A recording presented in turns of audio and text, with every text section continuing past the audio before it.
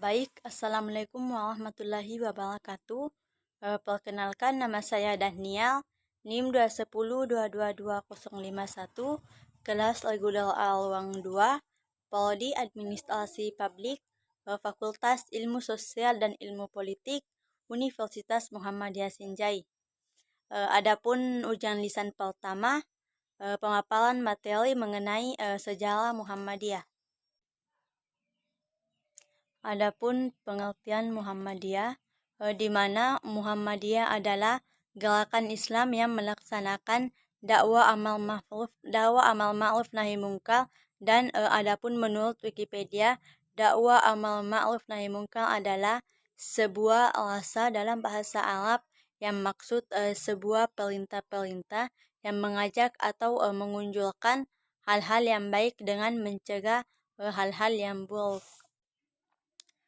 Dan Muhammadiyah dapat berpandangan bahwa agama Islam itu menyangkut seluruh aspek-aspek kehidupan yang dapat meliputi akidah, ibadah, akhlak, dan muamalah yang dapat merupakan kesatuan dan harus dilaksanakan dalam kehidupan kita.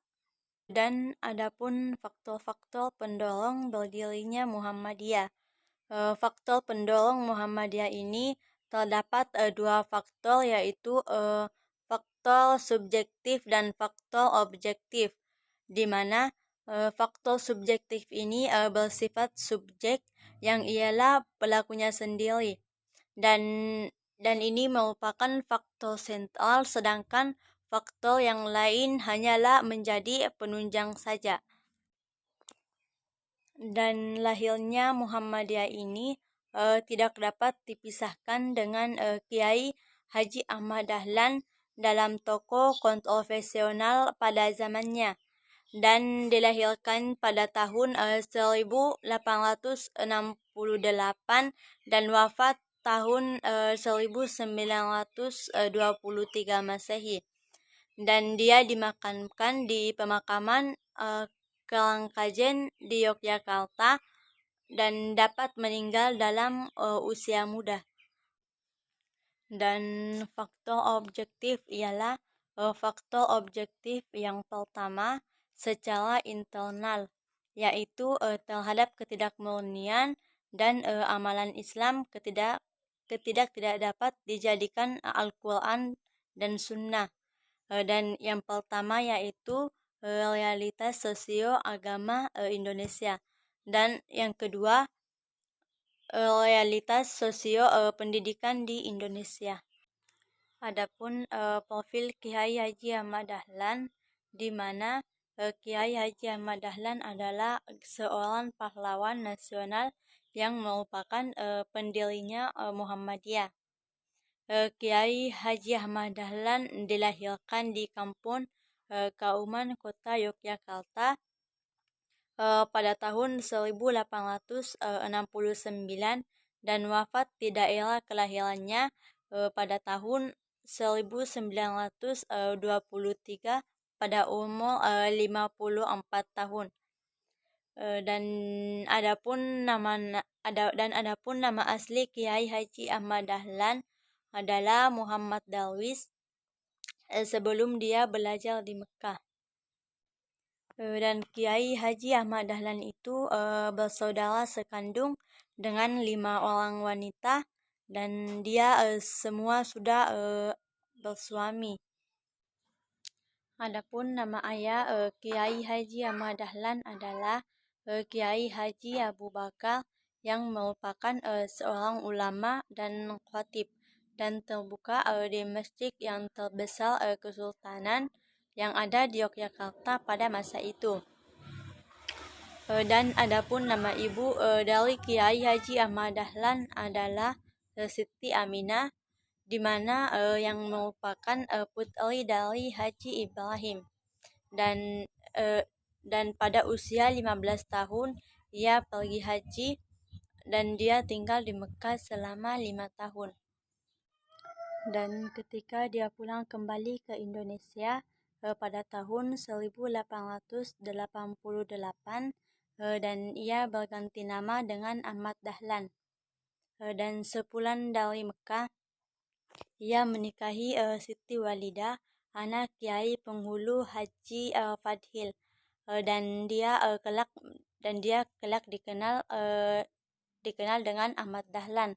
Pada tahun 1909, Kiai Haji Ahmad Dahlan telah bergabung dengan organisasi-organisasi Budi Utomo, dan dia mengajarkan banyak agen dan pelajaran-pelajaran yang diperlukan oleh para anggotanya.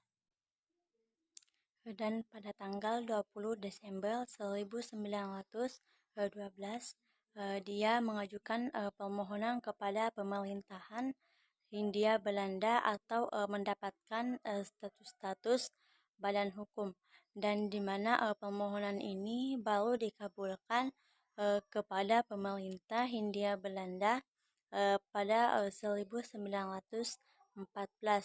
dan izin pun hanya berlaku untuk di daerah Yogyakarta itu. Dan pada tanggal 18 November 1912, di mana ia dapat mendirikan Muhammadiyah di Kauman Yogyakarta, dan ia mendirikan Muhammadiyah untuk melaksanakan cita-cita pembaharuan Islam di bumi Nusantara.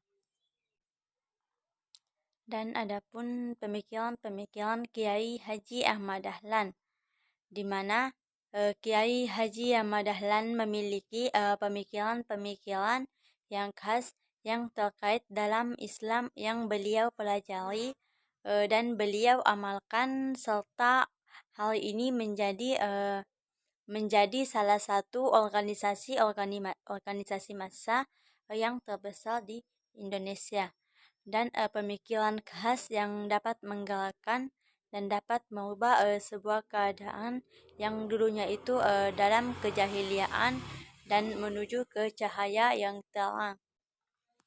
Dan adapun 3 corak yang paling mendasar dalam pemikiran-pemikiran seorang tokoh, yaitu natural, tradisional, dan rasional, di mana Ahmad Dahlan merupakan salah satu tokoh atau pembaharu dalam Islam Indonesia ini.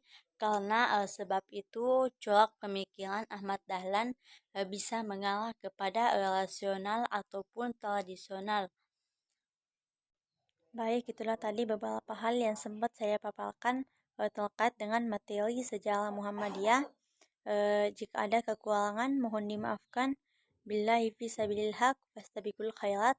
Wassalamualaikum warahmatullahi wabarakatuh.